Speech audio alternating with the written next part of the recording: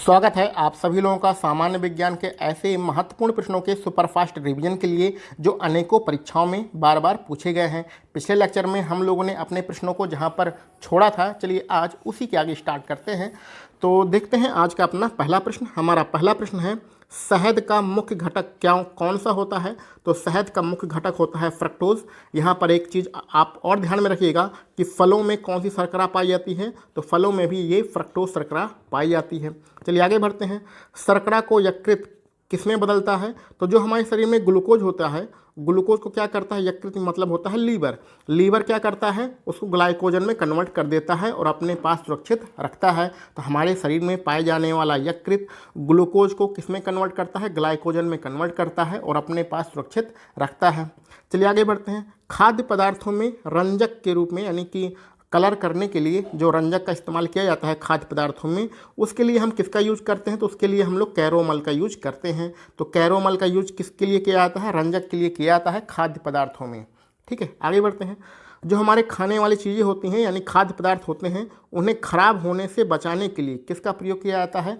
तो खाद्य पदार्थों को खराब होने से बचाने के लिए बेंजोइक अम्ल का प्रयोग किया जाता है। बेंजोइक अम्ल का प्रयोग खाद्य पदार्थों को सड़ने से बचाने के लिए किया जाता है।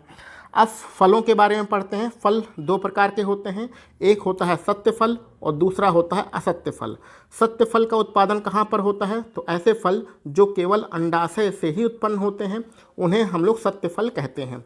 ऐसे फल जो केवल अंडाशय से उत्पन्न होते हैं उन्हें सत्य फल कहा जाता है। और ऐसे फल जो अंडाशय के साथ साथ पुष्प के अन्य भाग जैसे कि पुष्पासन और बाह्यदल से उत्पन्न होते हैं उन्हें हम लोग असत्य फल कहते हैं। तो असत्य फल क्या होता है? जो अंडाशय से भी उत्पन्न हो सकता है और पुष्प के अन्य भाग पुष्पासन और बाह्यदल से भी उत्पन्न हो सकता है, वो असत्य फल कहलाता है। और सत्य फल क्या होता है? जो केवल अंडाशय से ही उत्पन्न होते हैं। तो ये फलों के दो प्रकार होते हैं। चलिए आगे बढ़ते हैं। पौधों का प्रजनन अंग कौन सा होता है? तो पौधे में जो प्रजनन अंग होता है वो फूल होता है। ठीक है, फूल पौधों का प्रजनन अंग होता है, इस चीज़ को आप ध्यान में रखिएगा। आगे बढ़ते हैं। बहुत इंपॉर्टेंट प्रश्न है, फलों का अध्ययन क्या कहलाता है? तो जो फलों का अध्ययन होता है वो पोमोलॉजी कहलाता है। पोमोलॉजी फलों का अध्ययन कहलाता है। आगे बढ़ते हैं। फूलों का अध्ययन क्या कहलाता है? तो जो फूलों का अध्ययन होता है वो एंथ्रोलॉजी कहलाता है। एंथ्रोलॉजी क्या होता है? फूलों का अध्ययन होता है। ये सारे वन लाइनर प्रश्न हैं और ये हजारों बार आपकी परीक्षाओं में पूछे गए हैं। इन्हीं में से कोई ना कोई प्रश्न आपकी परीक्षा में अवश्य आएगा, इसलिए वीडियो को एक बार ध्यान से देख लीजिए, सुन लीजिए, ये सारे प्रश्न आपको रट जाएंगे। फलों का अध्ययन पोमोलॉजी, फूलों का अध्ययन एंथ्रोलॉजी। ठीक है, चलिए आगे बढ़ते हैं। मस्तिष्क का सबसे बड़ा भाग कौन सा होता है? तो हमारे मानव मस्तिष्क का सबसे बड़ा भाग सेरिब्रम होता है। तो सेरिब्रम मानव मस्तिष्क का सबसे बड़ा भाग होता है। चलिए आगे बढ़ते हैं। यदि आपको इत्र की तीखी गंध पहचानना हो, ठीक है, इत्र की तीखी गंध आ रही हो या कहीं से बहुत तेज़ बदबू आ रही हो, तो इसकी पहचान मस्तिष्क का कौन सा भाग करता है? तो इसकी पहचान मस्तिष्क का सेरिब्रम ही करता है। तो सेरिब्रम तीखी गंध, बदबू, इसकी पहचान करता है। आगे बढ़ते हैं। सुक्रोज किससे मिलकर बना होता है? तो सुक्रोज के बारे में जानते रहिए। ग्लूकोज और फ्रक्टोज से मिलकर क्या बनता है? सुक्रोज बनता है। ठीक है, ग्लूकोज और फ्रक्टोज जब आपस में मिल जाएंगे तो क्या बनेगा? सुक्रोज बनेगा। आगे बढ़ते हैं। तत्काल ऊर्जा के लिए खिलाड़ी को क्या दिया जाता है? तो तत्काल ऊर्जा की प्राप्ति कहाँ से होती है? कार्बोहाइड्रेट से होती है। इसलिए तत्काल ऊर्जा के लिए खिलाड़ी को क्या दिया जाएगा? कार्बोहाइड्रेट्स ही दिया जाएगा। चलिए आगे बढ़ते हैं। गन पाउडर किसका मिश्रण होता है? तो गन पाउडर एक प्रकार का बारूद होता है और यह सल्फर, कोयला और सोरा, इन तीन चीज़ों से मिलकर बना होता है। तो सल्फर, कोयला और सोरा, इन तीन चीज़ों को मिलाने से क्या बनता है? गन पाउडर बनता है। ठीक है, चलिए आगे बढ़ते हैं। द्रवों पर आते हैं। कभी कभी द्रवों में हम लोग क्या करते थे? अशुद्धियाँ मिला देते हैं। तो अशुद्धियाँ मिलाने से द्रवों के क्वथनांक पर क्या प्रभाव पड़ेगा? अशुद्धि मिला देने से द्रवों का जो क्वथनांक होता है वो बढ़ जाता है। ठीक है, चलिए आगे बढ़ते हैं। कुपोषण के बारे में बात करते हैं। गांव देहातों में देखा होगा बहुत सारे बच्चे कुपोषित होते हैं, उनके हाथ पैर बहुत ही ज़्यादा कमज़ोर होते हैं। तो ये जो कुपोषण का रोग होता है ये क्यों होता है? हमारे शरीर में जब प्रोटीन की कमी हो जाती है, शरीर में प्रोटीन की कमी होने से हमारे शरीर में कुपोषण का रोग होता है। अब कुपोषण के कौन कौन से रोग होते हैं? कुपोषण के दो रोग होते हैं, क्वार्शरयोर और मरास्मस। तो क्वाशिरक्योर और मरशमश ये दो प्रकार के कुपोषण के रोग हैं जो कि हमारे शरीर में हो सकते हैं। किसकी कमी से? प्रोटीन की कमी से। तो इन दोनों चीज़ों को आप ध्यान में रखिएगा। क्वाशिरक्योर और मरशमश ये कुपोषण के ही रोग हैं जो कि शरीर में प्रोटीन की कमी से होते हैं और ख़ासकर बच्चों में ये प्रोटीन कमी से ज़्यादा होते हैं। आगे बढ़ते हैं। बच्चों का शारीरिक और मानसिक विकास रुक जाता है अगर उनके शरीर में किस चीज़ की कमी हो? तो अगर उनके शरीर में थायरॉक्सिन की कमी हो तो उससे क्या होगा? बच्चों का मानसिक और शारीरिक विकास रुक जाएगा। तो थायरॉक्सिन की कमी से बच्चों का मानसिक और शारीरिक विकास रुक जाता है। इस चीज़ को भी ध्यान में रखिएगा। आगे बढ़ते हैं। मनुष्य में बुढ़ापा ग्रंथि के लुप्त हो जाने का कारण क्या आता है? तो उसका कारण आता है थाइमस। मनुष्य में बुढ़ापा ग्रंथि के लुप्त हो जाने के कारण आता है क्या? आता है थाइमस आता है। ठीक है, चलिए आगे बढ़ते हैं। प्रकृति में सबसे अधिक मात्रा में पाए जाने वाला कार्बनिक यौगिक कौन सा है? तो प्रकृति में सर्वाधिक मात्रा में पाए जाने वाला जो कार्बनिक यौगिक है उसका नाम है सेल्यूलोज। जो जितने सारे पेड़ पौधे होते हैं सब सेल्यूलोज के ही बने होते हैं। पेड़ पौधे प्रकृति में बहुत ज़्यादा मात्रा में पाए जाते हैं। इस प्रकार सर्वाधिक मात्रा में पाए जाने वाला कार्बनिक यौगिक कौन सा होगा? सेल्यूलोज ही होगा। ठीक है, चलिए आगे बढ़ते हैं। हमारे शरीर में RNA पाया जाता है। इसका प्रमुख कार्य क्या होता है? इसका प्रमुख कार्य होता है प्रोटीन का संश्लेषण करना, यानी प्रोटीन बनाना किसका काम है? RNA का काम है। प्रोटीन का संश्लेषण कहाँ पर होता है? RNA के द्वारा होता है। आगे बढ़ते हैं। अब प्रोटीन के बारे में पढ़ रहे हैं तो ये भी पूछा जा सकता है कि प्रोटीन किसका बना होता है? तो प्रोटीन किसका बना होता है? प्रोटीन बना होता है अमीनो अम्ल से। अमीनो अम्ल से प्रोटीन बनता है। जो प्रोटीन टूटता है तो दोबारा फिर अमीनो अम्ल बन जाता है। आगे बढ़ते हैं। प्रोटीन का पाचन कहाँ पर होता है? तो हमारे शरीर में जो आमाशय होता है यानी पेट होता है वहाँ पर प्रोटीन का पाचन होता है। तो आमाशय में क्या पाया जाता है? आमाशय में पाया जाता है पेप्सिन नाम का एंजाइम। तो यही पेप्सिन नाम का एंजाइम हमारे शरीर से प्रोटीन का पाचन करता है। तो जो भी हम प्रोटीन खाते पीते हैं उसका पाचन कौन करता है? पेप्सिन नाम का एंजाइम करता है। ठीक है, चलिए आगे बढ़ते हैं। प्रयोगशाला में संश्लेषित का मतलब होता है बनाया गया। पहला कार्बनिक पदार्थ कौन सा है? तो प्रयोगशाला में बनाया गया पहला कार्बनिक पदार्थ यूरिया है। हजारों बार ये प्रश्न आपकी परीक्षा में पूछा गया है कि प्रयोगशाला में बनाया गया पहला कार्बनिक पदार्थ कौन सा है? यूरिया है। अब प्रयोगशाला में पहला कार्बनिक पदार्थ यूरिया है ये तो पता है। इसको बनाया किसने था? इसको बनाया था बोहलर ने।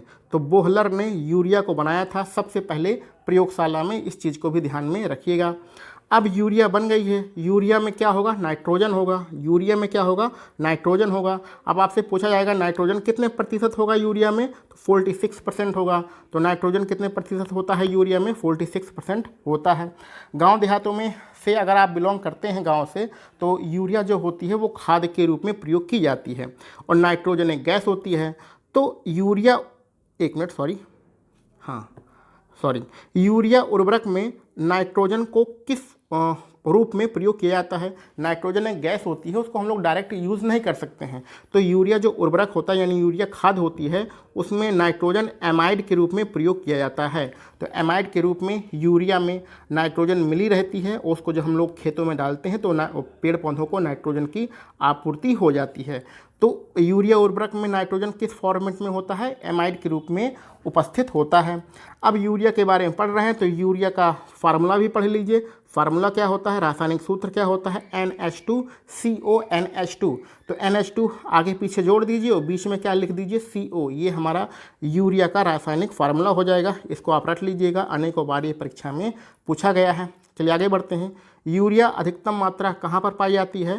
तो ये तो ऑप्शन से आधारित क्वेश्चन है, यानी कहने का मतलब ये है कि ये प्रश्न किसी परीक्षा में आया रहा होगा जिसमें 4 आपके विकल्प दिए रहे होंगे, उसमें से एक विकल्प मूत्र था तो वहाँ पर यूरिया की अधिकतम मात्रा कहाँ पाई जाएगी? मूत्र में पाई जाएगी।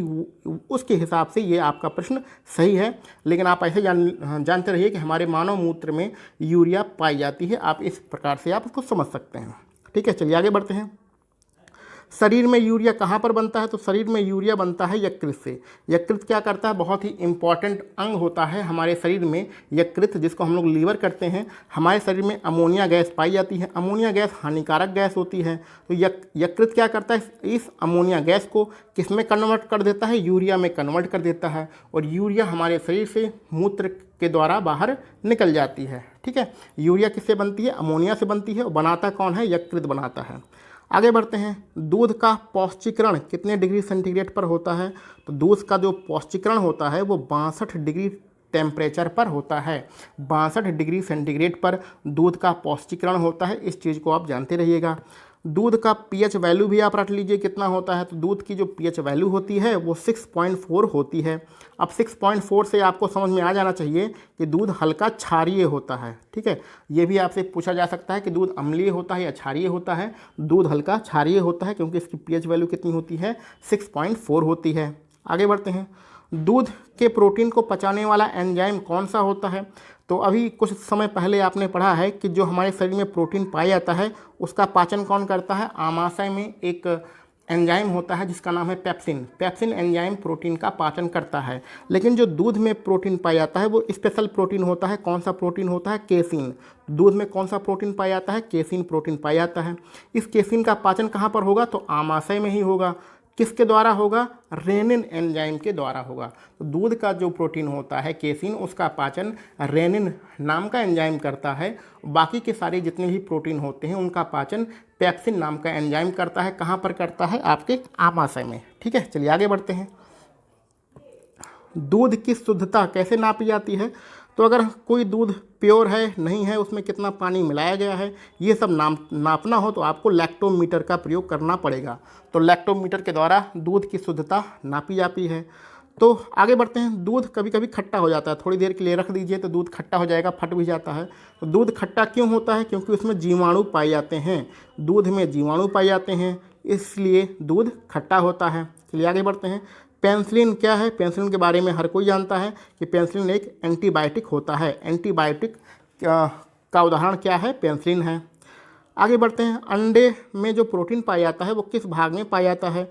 तो अंडे में जो प्रोटीन पाया जाता है तो अंडे का जो सफ़ेद वाला भाग होता है, अंडे में अगर आपने अंडा खाया होगा तो उसके अंदर सफ़ेद वाला भाग जो होता है छिलका निकालने पर, उसी में प्रोटीन पाया जाता है। आगे बढ़ते हैं, वाटर ग्लास का रासायनिक नाम क्या होता है? तो वाटर ग्लास का जो रासायनिक नाम है वो सोडियम सिलिकेट है। तो सोडियम सिलिकेट ये वाटर ग्लास का रासायनिक नाम है, इसको आप रट लीजिएगा, आपके पेपर में पूछा गया है। आगे बढ़ते हैं, दर्द निवारक दवाएं क्या कहलाती हैं? तो दर्द निवारक दवाएं एनाल्जेसिस कहलाती हैं। एनाल्जेसिस दर्द निवारक दवाएं कहलाती हैं।